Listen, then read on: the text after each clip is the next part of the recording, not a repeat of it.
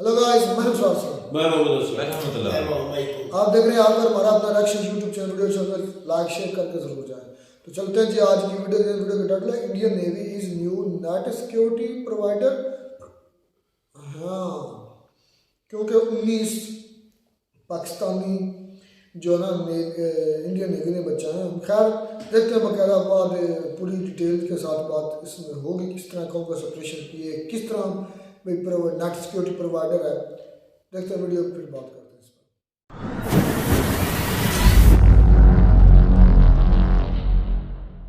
उधर fake Apple के phone बिकते हैं, फेक स्टोर है, फेक एप्पल की यूनिफॉर्म पहना है, फेक एप्पल का आई कार्ड है, पूरा फेक, पूरी 420। चाइना में पूरा का पूरा इकोसिस्टम तैयार।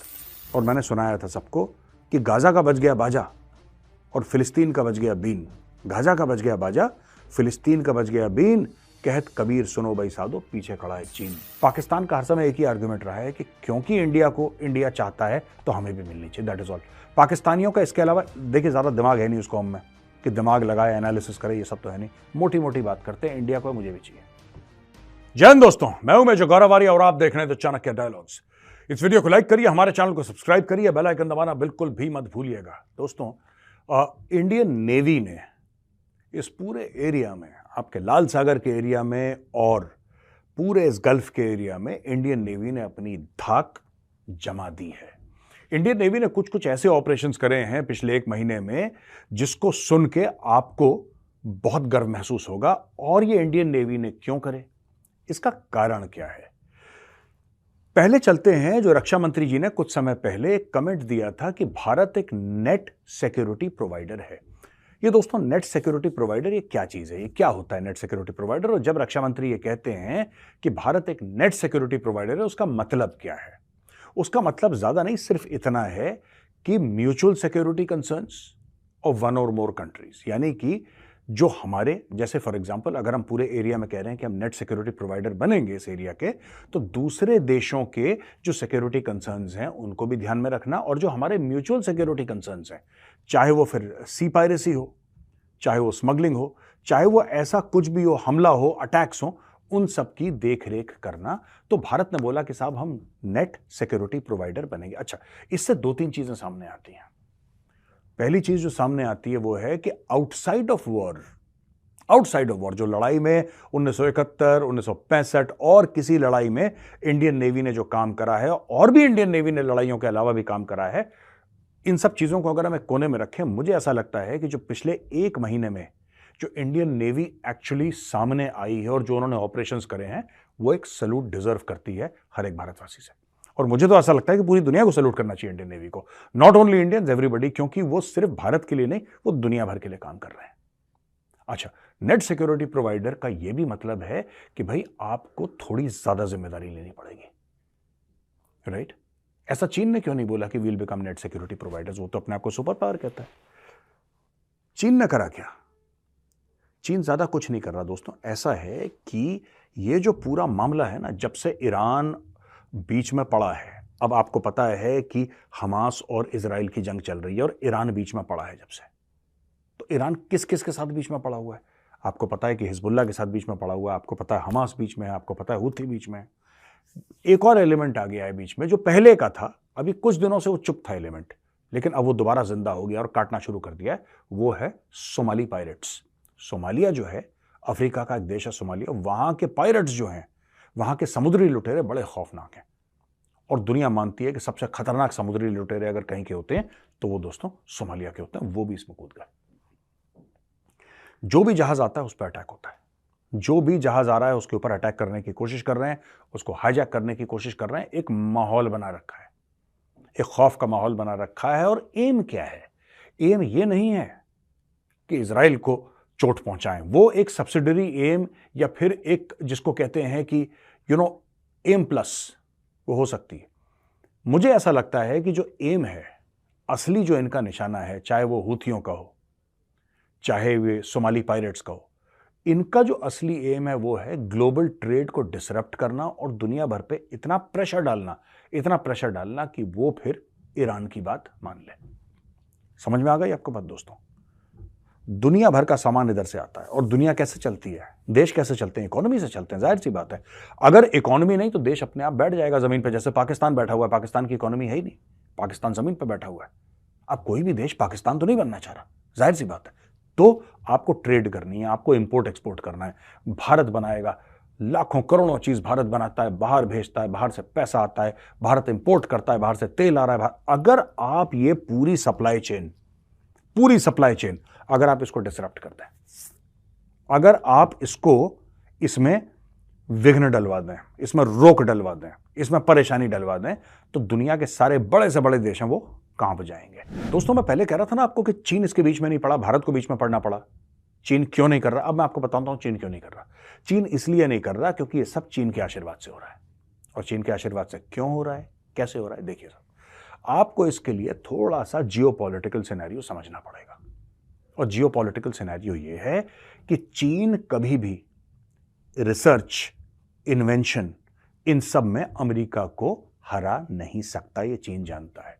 चीनी है नकलची बंदर, जो भी चीज होगी उसकी बहुत बढ़िया कॉपी बना के आपको पकड़ा देंगे कि साहब सस्ते में बनाइए, बढ़िया बनाइए, कॉपी है।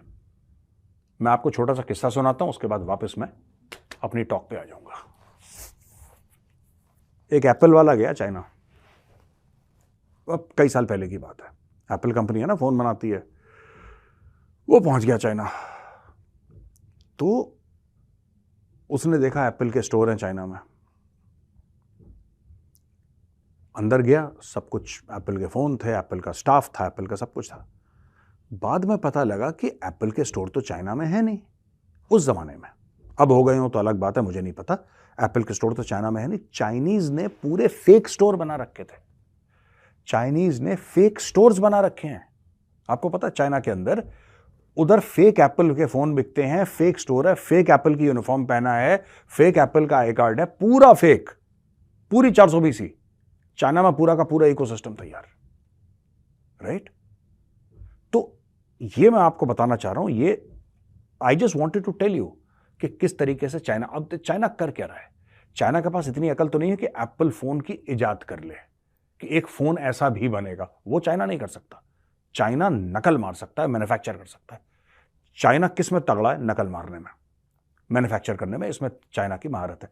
अब दोस्तों, इसमें मैटर क्या हो गया, अगर आपको, यानी कि आप, मेरा मतलब है यहां पे चाइना को, अगर चाइना को बाकी वेस्टर्न कंट्रीज हैं, भारत हैं, इन सबको कमजोर करना है, तो वो कैसे कमजोर करेगा?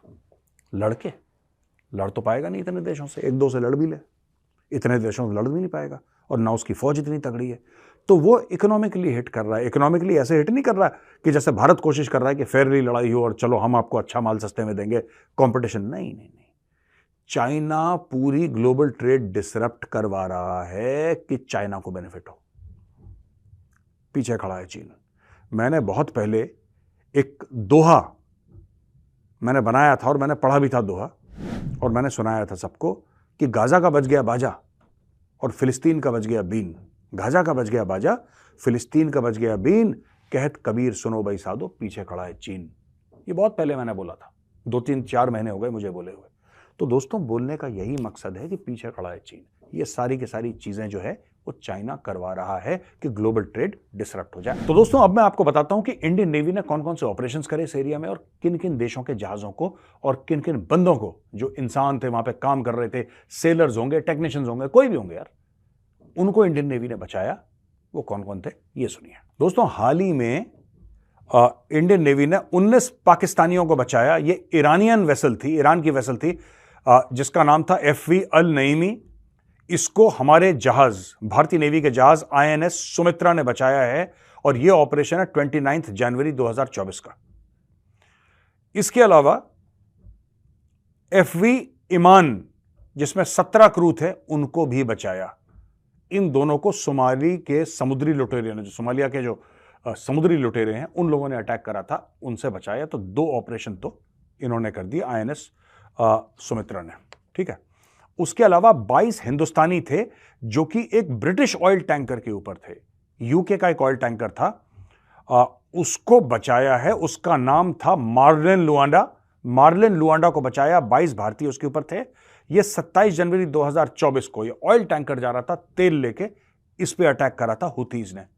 तो इंडियन नेवी ने इनको बचाया। फिर इंडियन नेवी ने MV गेंको पिकार्डी मार्शल आइलैंड्स का फ्लैगशिप था, इसमें 22 क्रू मेंबर थे, शामिल 9 भारतीय, इसको बचाया 17 जनवरी को। ठीक है जी। इसके अलावा इंडियन नेवी ने कमर्शियल शिप, इसको हाईजैक अटेम्प्ट करा था, यह था MV लीला नॉर्फोक। MV लीला नॉर्फोक लाइबेरियन फ्लैग्ड कैरियर था। INS चेन्नई ने मार्कोस यानी कि मरीन कमांडो लॉन्च करे और इनको बचाया। ये जो पूरा मामला है ना नेट सिक्योरिटी प्रोवाइडर का और किस तरीके से भारत कर रहा है, इसमें 2-3 चीजें हैं जो मैं आपको बताना चाहता हूं।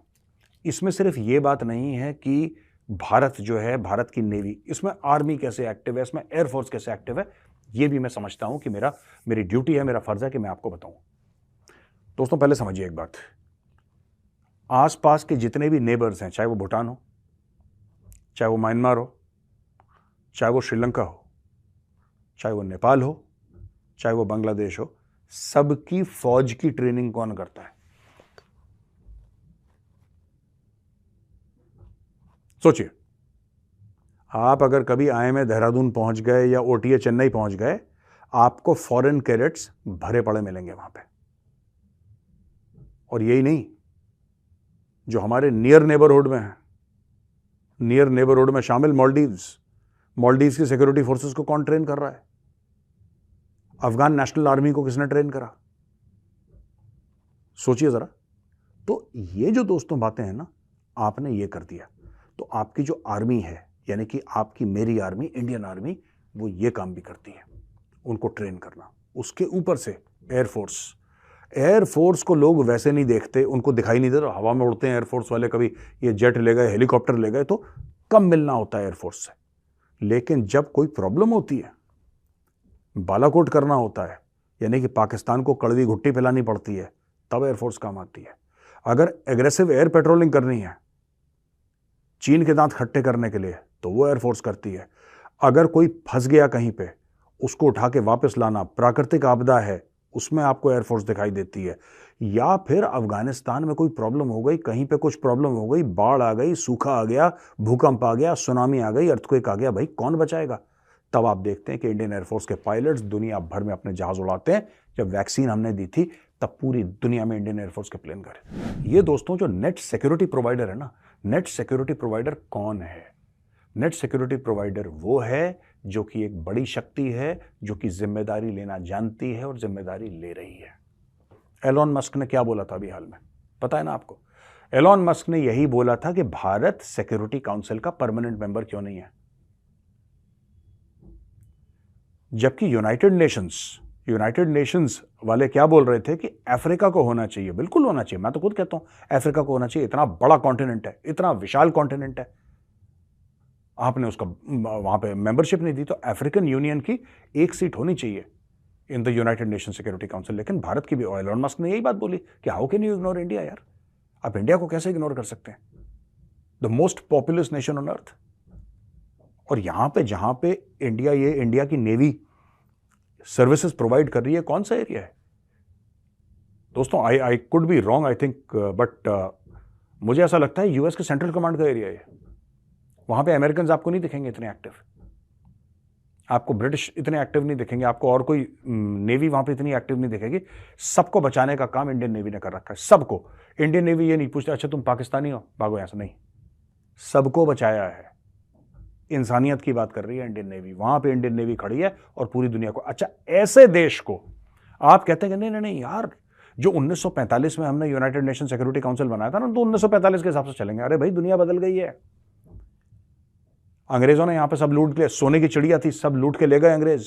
भारत अब गरीब देश नहीं है जो 1947 वाला है। अब भारत के पास पैसा आया, भारत की तगड़ी फौज है, भारत की इकोनॉमी बूम हो रही है, भारत का ह्यूमन कैपिटल दुनिया को चमका रहा है। यार how can you ignore India? आप भारत को इग्नोर कैसे कर सकते हैं? आप नहीं कर सकते भारत को इग्नोर। यही सब पीछे बातें थी एलोन मस्क के दिमाग में जब उसने बोला था मोस्ट पॉपुलस भारत से ज्यादा जनसंख्या किसी की बात नहीं, we are the largest nation on earth.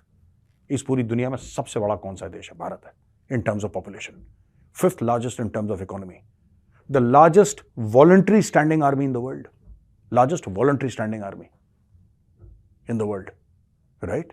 Navy Bharat की, जो दुनिया भर की मदद कर रही है। किसी से ये नहीं पूछ रही कि तुम कहां के हो, अच्छा तुम प्रॉब्लम में, हम तुम्हारी मदद करते हैं। एयरफोर्स, हमारी एयरफोर्स ये नहीं देख रही कि कहां पे, हमारी एयरफोर्स ये देख रही है कि भाई कहां पे लोग परेशान हैं।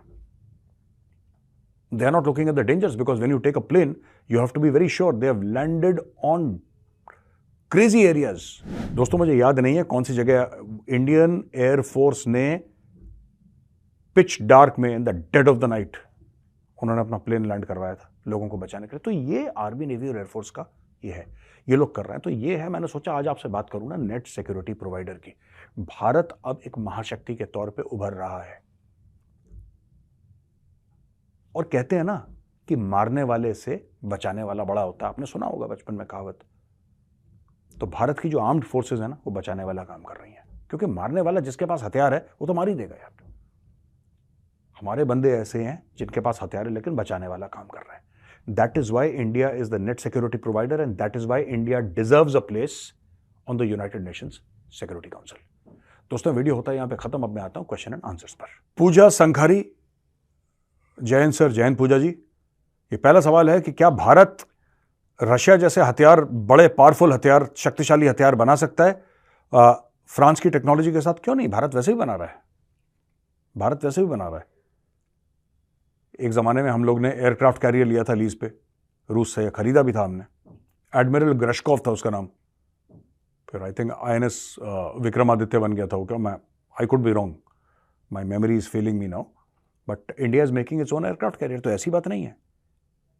पावरफुल वेपन्स भारत भी बहुत बना रहा है, वर्ल्ड लेवल के वेपन्स भारत बना रहा है। लेकिन क्या है कि नई नई टेक्नोलॉजी आती है, और सारी टेक्नोलॉजी आपके पास होती नहीं है। किसी मुल्क के पास सारी टेक्नोलॉजी नहीं है। जो रशिया के पास है वो अमेरिका के पास नहीं, जो अमेरिका के पास है वो फ्रांस के पास नहीं, जो फ्रांस के पास है वो भारत के पास नहीं है, जो भारत के पास है वो यूके के पास नहीं है। तो इसलिए हम फ्रांस के साथ पार्टनर कर रहे हैं कि जो नीश टेक्नोलॉजी हमारी थोड़ी सी मिसिंग है वो हम फ्रांस से ले लें, फ्रांस हमसे कुछ और ले लेगा। अभिजीत जोशी, सर अगर DRDO सिर्फ रिसर्च करेगा और प्राइवेट कंपनीज मैन्युफैक्चरिंग करेंगी, क्या हम US वाली सिचुएशन में नहीं चले जाएंगे जहां पे प्राइवेट कंपनीज जो हैं वो गवर्नमेंट को लॉबी करती हैं कि लड़ाई करो और गेन प्रॉफिट? मैं कैपिटलिज्म के खिलाफ नहीं हूं, पूंजीवाद के खिलाफ नहीं हूं, लेकिन कुछ चेक्स एंड बैलेंसेस होने चाहिए इसमें ना। देखिए बात यह है कि कोई मुझे अगर पहली बार बेवकूफ बनाए तो उस आदमी की गलती, उसके बाद बनाए तो फिर मेरी गलती। एक बहुत पुरानी कहावत है कि if you fool me once shame on you, if you fool me twice shame on me. तो देखिए ऐसी बात नहीं है कि प्राइवेट कंपनीज ही अमेरिका में बोलती हैं कि आप लड़ाई करो। सरकार खुद करना चाहती है, वरना सरकार बच्चों की है वहां पे कि जिसने बोला लड़ो तो उसने बम मार दिया। नो, सरकार के लोग भी हैं इस करप्शन में शामिल हैं। US में होता है ऐसा, कंट्रीज इन्वेड करते हैं because that is what they want to do. जो प्राइवेट वेपन्स मैन्युफैक्चरिंग कंपनीज है वो तो एक नीड पूरी कर रही हैं। मुझे तो आज तक किसी ने ड्रग्स नहीं बेचे, मैं लेता ही नहीं, मैंने देखे ही नहीं, मतलब ऑन डिस्प्ले देखे हैं बट मैंने कभी यूज करना। मैं एक एग्जांपल दे रहा हूं आपको ड्रग्स का ना, तो भाई कोई फोर्स तो नहीं करता ना आपको। कभी एक आता केस कोई हो गया फोर्स वाला तो हो गया, वरना normally if you don't take drugs you don't take drugs, आपकी मर्जी है। मैं स्मोक नहीं करता, मैं नहीं करता तो नहीं करता। किसी ने मुझे आज तक मेरे मुंह में सिगरेट तो नहीं डाली। इसीलिए किसी ने हथियार पकड़ा दिया अमेरिकन गवर्नमेंट के हाथ में कि तुम जाके हत्या कर दो इराक में, पूरे इराक को साफ कर दो, पूरे अफगानिस्तान को आग लगा दो। किसी ने नहीं बोला ना, ये तो खुद करते हैं, इनके मन में यही चीज़ है। और दूसरी एक और चीज़ है कि प्राइवेट कंपनीज क्यों इसमें करनी चाहिए, और हमारा काम नहीं हथियार बनाना, सरकार का काम नहीं है। सरकार का काम नहीं है एयरलाइन चलाना, सरकार का काम नहीं है होटल चलाना। ये अभी भी सम्राट होटल और अशोका होटल दिल्ली में सरकार चला रही है, सरकार का काम नहीं है। सरकार चाहती है इसको वो खत्म कर दें। एयर इंडिया सरकार नहीं बोला ना, टाटा को बिडिंग हुई ओपन, टाटा ने ले लिया, अब टाटा उसको दोबारा पैरों पर खड़ा कर रहा है। तो सरकार का काम है ही नहीं ये सब मैन्युफैक्चरिंग, सरकार का काम है सरकार चलाना। मिनिमम गवर्नमेंट मैक्सिमम गवर्नेंस, यही मोदी जी ने बोला है ना, minimum government maximum governance. Governance में ये मैन्युफैक्चरिंग अमेरिका आप देख लीजिए ना कि उनके एयरक्राफ्ट कैरियर्स प्राइवेट कंपनी बनाती है। Aircraft carriers are made by private companies. So I think that's a very good step, India should follow suit. अच्छा जी, कुणाल सिंह चौहान ये कहते हैं कि ये effect on UN after having role in Hamas Israel war, ये इफेक्ट ऑन यूएन तो देखिए क्या है ना कि अभी पकड़े गए यूएन वाले, इजराइल ने प्रूफ दे दी दुनिया भर के सामने कि यूनाइटेड नेशंस वाले पूरी तरीके से मुलव्विस थे। वो हमास को इंटेलिजेंस भी दे रहे थे, हमास को इंफॉर्मेशन भी दे रहे थे, हमास के साथ मिले हुए थे 7 अक्टूबर के अटैक में। 7 अक्टूबर का जो अटैक था उसमें यूनाइटेड नेशंस के कुछ एम्प्लॉइज भली भांति उसमें घुसे पड़े थे, दे वर हेल्पिंग टेररिस्ट्स। तो मुझे तो मैं I don't have any respect for the United Nations. ये बिचौलिए टाइप के बैठे हैं, पुराने पुराने ओल्ड फडी डडीज यार। I don't think they matter very much, at least the kind of work that they do. And I think the UN has been taken over by left liberals. आपने कभी उनका जो गुटरेज है, उनका जो हेड है United Nations का, कभी उसकी आवाज़ सुनी है? आपको ऐसा लगेगा जेएनयू से आ रहा है। नो, मैं सारे जेएनयू वालों को नहीं बोल रहा, माफ़ करना मुझे, please forgive me. I don't mean to paint everybody in JNU with the same brush, but you know the typical types जो कि वो कहते ना कि भारत तेरे टुकड़े होंगे टाइप, वो उस टाइप का आदमी है। वो उस मानसिकता का आदमी है वो। आपको डायलॉग याद है वो टीवी पे चले थे, भारत तेरे टुकड़े होंगे इंशाल्लाह इंशाल्लाह। That leftist radical Islamist ideology has permeated into the United Nations. Ratnadeep Dey, Elon Musk, very good. Jain sir, Jain Ratnadeep ji, ये आप कह रहे हैं कि रिसेंटली एलॉन मस्क ने ट्वीट करा था कि India should get a permanent membership in UN but China will again use veto. What do you think sir, when will India? अब आई डोंट नो यार कब इंडिया का होगा, लेकिन इंडिया ने पूरी इसमें जान लगा दी और पूरी दुनिया अग्री करती है छोड़ के चाइना। तो there will have to be some drastic step taken, क्योंकि चाइना के हाथ में जब तक है, चाइना आपको ब्लॉक करता रहेगा। पाकिस्तान का बड़ा मन है, पाकिस्तान का क्यों मन है मुझे ये नहीं पता। Pakistan United nation security council की परमानेंट मेंबरशिप नहीं चाहता, वो चाहता है जो भारत चाहता है। आप समझ रहे हैं ना? पाकिस्तान का ये नहीं कि हमें, पाकिस्तान ने कभी खुद इसके लिए बात नहीं करी कि हमारी औकात है, हमें दे दो, हम इतने तगड़े हैं, हमारी इकोनॉमी तो है नहीं उनके पास, खैर कोई भी, हमारे पास ये है वो है, इसलिए हम डिजर्व नहीं। पाकिस्तान का हर समय एक ही आर्गुमेंट रहा है कि क्योंकि इंडिया चाहता है तो हमें भी मिलनी चाहिए, दैट इज ऑल। पाकिस्तानियों का इसके अलावा देखिए ज़्यादा दिमाग है नहीं उस कौम में कि दिमाग लगाए, एनालिसिस करे, ये सब तो है नहीं, मोटी मोटी बात करते हैं, इंडिया को मुझे भी चाहिए, दैट्स ऑल। तो दोस्तों यहाँ पे आज का वीडियो होता है खत्म। अगर पसंद आए तो उस वीडियो को लाइक करिए, हमारे चैनल को सब्सक्राइब करिए, बेल आइकन दबाना बिल्कुल मत भूलिएगा। जय हिंद, वंदे मातरम, भारत माता की जय।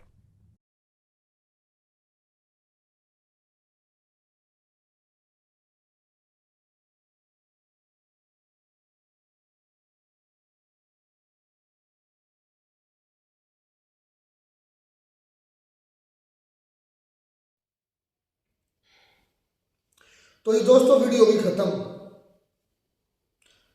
इंडिया ने भाई, आपने सुन भी लिया कि 19 पाकिस्तानी बचाए। किधर? किसी जाने से बचाए?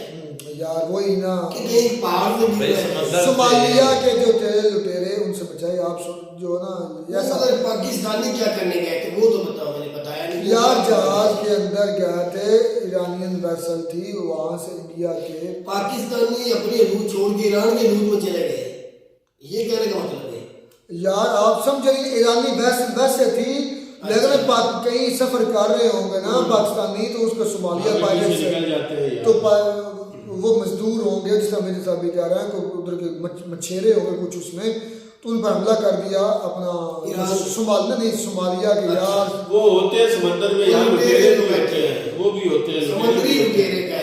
सोमालिया पायरेट्स ने उस पर हमला किया तो उनसे बचाया।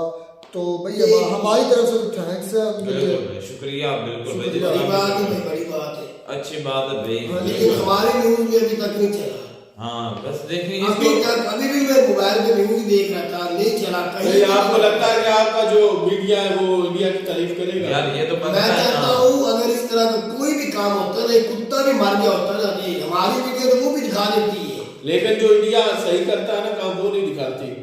ये तो आप भाई हमारी तरफ से नहीं, सिंपली बात। अब इंडिया के अंदर कई लोग जाके इलाज करवा के आए, हमारे पाकिस्तानी मीडिया ने दिखाया, वो यूट्यूबरों ने दिखाया, हमारी मीडिया जो है, हमारी बड़ी मीडिया ने दिखाया, बड़ी बड़ी मीडिया ने दिखाया। मैं खुद कानों में सुना, देखा, जियो पे चला है यार, जियो पे चला है, डोर पे चला है, एयरवे पे चला, मैं कितने लड़के दिखाऊंगा आपके पास मेरे ख्याल में आपने पहले की वीडियो का एविडेंस पढ़ा, सबूत पढ़ा, वो भी आपने तलाश करना है। तो ये भी भाई कितनी वीडियो है मेरे पास, कितनी वीडियो है, जैसे मैं हर रोज डाउनलोड करता रहता हूँ। लेकिन अब जो मैं वीडियो में पहले वीडियो में कह रहा था जापान को जो पैसा दिया वो मेरे पास वीडियो है, लेकिन वो थोड़ी सी आगे नीचे होगी। कोई नहीं, मैं घर जाकर देख लूंगा सुबह में। अच्छा, इसमें कोई शक नहीं है। लेकिन भाई मैंने अभी तक ये न्यूज जो बताई गई है ना, अभी तक न्यूज में मैंने नहीं सुना कि किसी इंडियन ने पाकिस्तानियों को बचाया। यानी कि आपका कहने का मतलब है कि अगर पाकिस्तान के मेन स्ट्रीम मीडिया पे चले तो फिर आप फिर मैं मानूंगा, फिर मैं मानूंगा। ठीक हो गया। क्यों? मेरे मुल्क की बात कोई कंट्री कर रही है, वो सच बताए, मेरी कंट्री भी बताएगी तो मैं मान लूंगा। अब वो तो कह दे, वो ये भी कहते रहे कि इमरान खान की टांगे कांप रही थी, मोदी साहब को फोन कर रहे थे। यार किधर की बात नहीं, मैं मीडिया की बात कर रहा हूँ, वो भी सच साबित नहीं हुई। इतना अच्छा उन्होंने काम पता नहीं आप कैसे यकीन कर लेते हो, हर बंदे की बात पे यकीन क्यों कर लेते हो? अगर तो ये बात बिल्कुल किसी एक की भी जान नहीं बचाई, किसी एक की भी नहीं बचाई। जब तक हम अपनी न्यूज नहीं देखेंगे ना, पाकिस्तान की न्यूज नहीं देखेंगे, तेरा सही याद है जब तेरा सा हो रहा है ना पाकिस्तान में, बिल्कुल ठीक हो नहीं मानेंगे, नहीं मानेंगे। पढ़ रहे हैं ना भाई, हमें नहीं मानूंगा इस वीडियो को भी मेरे मुल्क के बंदों को इंडिया ने बचाया।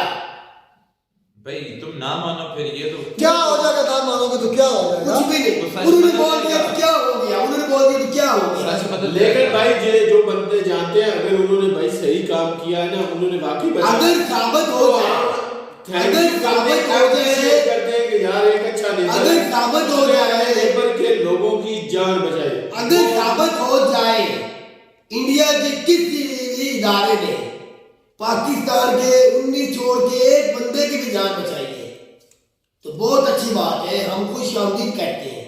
साबित हो जाए तो वैसे अपने मुंह से मियां मिट्टू बनते रहे कि हमने भी पाकिस्तान 19 बंदों की अच्छा चले, आपने मानना इंसान नहीं मानना। अच्छा एक और नहीं मानेंगे, जब वो कहते हैं ना प्रूफ के साथ बात करो, इंडियन कहते हैं प्रूफ के साथ बात करो, प्रूफ तो नहीं किया एक भी भाई प्रूफ और कितना दे क्या वीडियो में मुझे बता दे, तेरी आंखें मरी हुई है कि बनवानी है, एक भी प्रूफ वीडियो में मीडिया के अंदर दिखाया गया ये देखो पाकिस्तानी बशिंदे बैठे या आ रहे या इनको किसी ने पकड़ा है, ये आर्मी इंडियन जा रही है, उसने बचा लिया है, कोई एक ऐसा भी सबूत नहीं दिखाया गया, सिर्फ जबान से कहा गया है। कहने और सुनने में बड़ा फर्क होता है, हमें दिखा देते तो मान लेते, इसमें कोई आप एक बात को 20 मरतबा कर चुके, एक ही बात मैं कह रहा हूँ 20 मरतबा कर चुके। जब तक आंखों से नहीं देखे गए उन्हें इंसान मारे, क्यों किसी इंसान से मारे को पीछे से मत नहीं देखना। अच्छा बात आप और करते हैं, हम और किस तरफ जाते हैं? तू तो उल्लू है, तुझे तो पता है। अच्छा सुने, आपस में खुदा ना लड़ो, क्या बंदे के साथ क्या बात कर, तुझे देखना है तो डीडीएक्स से चेक कर ले, वो डीडीएक्स किसका है, वो किसका है, उन्होंने पिक्चर नहीं वो किसका है, वो इंडिया में क्या करता है, पाकिस्तान की जितनी भी मीडिया वो सारी की सारी झूठ फैलाती है, तो सही बात कर रहे हैं, तो वो सही करते हैं, में बिलावा कह रहे तो सही बात है, मैं मानता हूँ। तो फिर मान में झूठ है, नहीं झूठ चल, एक मिनट, आज से पहले उन्होंने कभी क्यों नहीं कहा, कभी भी नहीं बोला, आज से पहले उन्होंने कभी भी झूठ नहीं बोला, आज बोला है, ये तेरा मतलब है। और यार मैं ये कह रहा हूँ, यार खुद ही मतलब बना के खुद ही कह रहे, तो खुद ही तू कह रहा आज से पहले,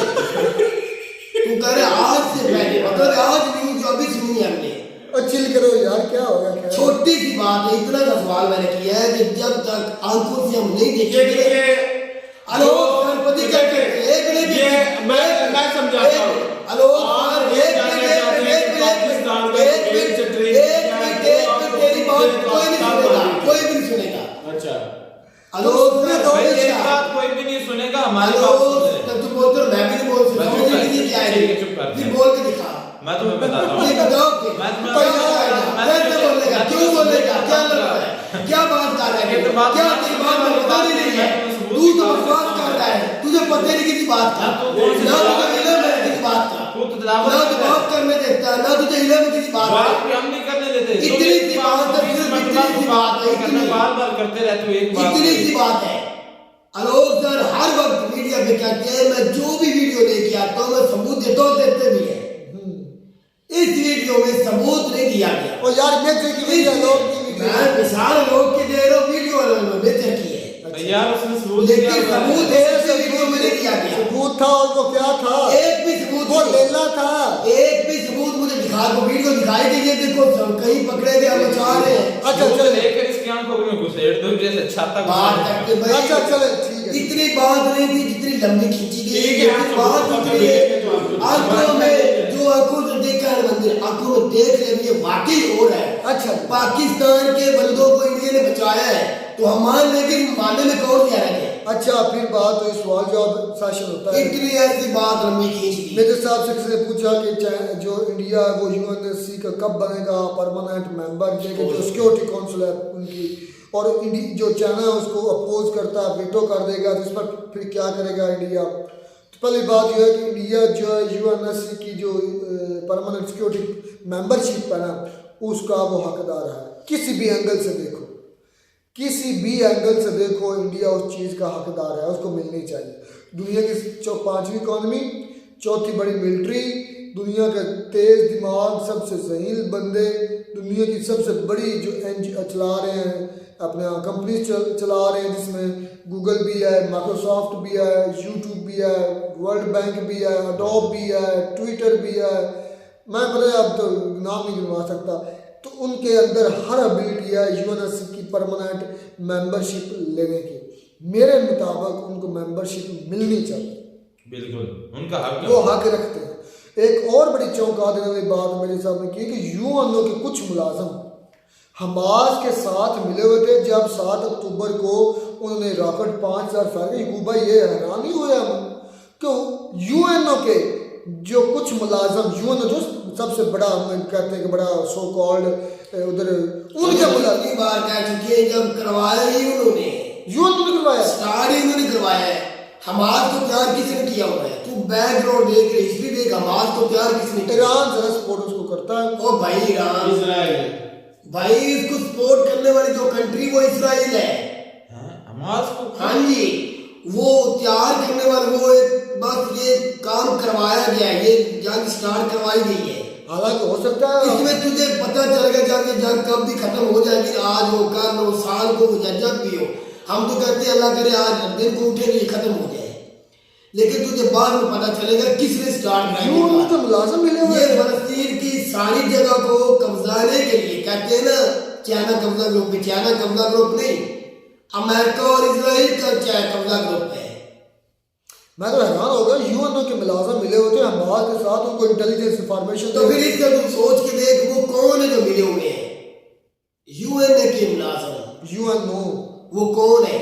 अमेरिकन नहीं है, नहीं, उसमें सारी दुनिया के लोग आ जाते हैं, इसमें मुलावस है।